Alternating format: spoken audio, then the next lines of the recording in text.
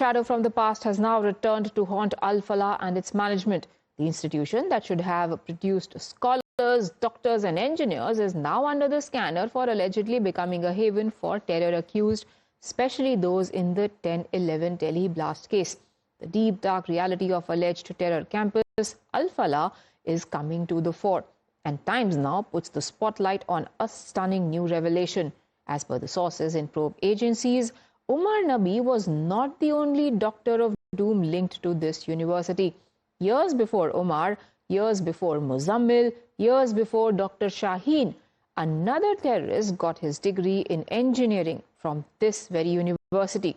The man we are talking about is Mirza Shadab Baig. He passed out with an engineering degree in the year 2007 with specialization in engineering and communications.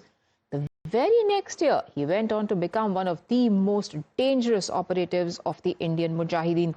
Some sources suggest that even when he was studying at Al-Falah, he was plotting with Indian Mujahideen terrorists for the serial blast of 2008. The details that we have accessed on Mirza Shadab Baig show a terrifying pattern. And let's break it down for you what we know about this terror figure who 17 years ago was the blue-eyed boy of Indian Mujahideen's terrorists, Riaz Bhatkal and Yasin Bhatkal. Look at the degrees that this man has, especially at a time when the spotlight is on white-collar terrorism. He held a B.Tech in electronics, like we just mentioned, from Al-Falah University, a degree that he got in 2007. He came from Azamgarh in Uttar Pradesh, and he was a terrorist who was part of the Indian Mujahideen.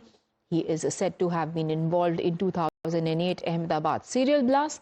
He prepared for the attacks while he was still studying at the Al-Falah University for an engineering degree. In 2008, he went to Udupi to collect explosives. He then collected explosives also for 2008 Jaipur bombing. He gave these explosives to Yasin and Riaz Bhatkal, the brothers behind Simi. Gave Bhatkal brothers detonators as well as IEDs. He is also said to have arranged logistics for Ahmedabad bomb blast.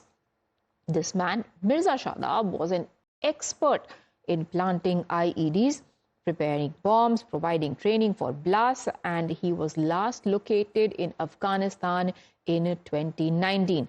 Now, sources say that Shadab was so radicalized that he fled to Afghanistan, where he was traced in the year 2019.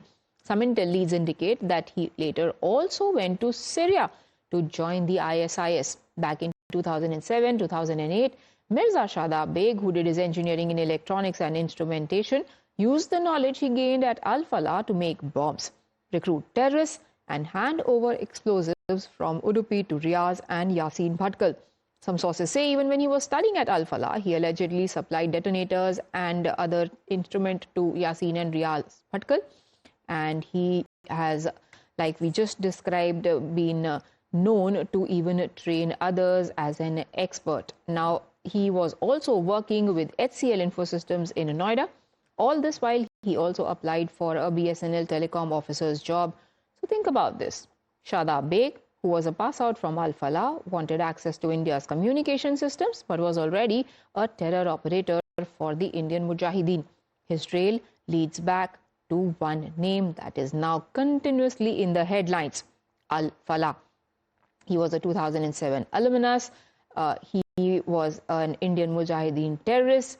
He is currently on the run. All these are details that we have already told you and has brought the focus back on a university that now makes headlines for its linkages with Dr. Umar Nabi.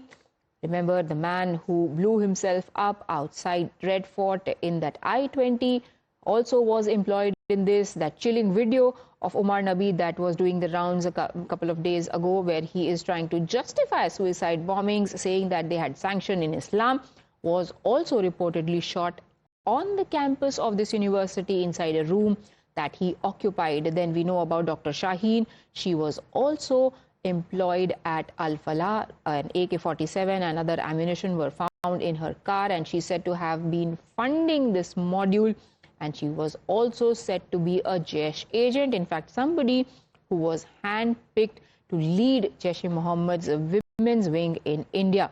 The Dr. Muzammal Shakil, the man who actually blew the lid off this entire bigger network, because on the information extracted from him, those explosives were recovered from two of the rooms that were rented by him at a place very close to Al-Falah University. And we've got breaking developments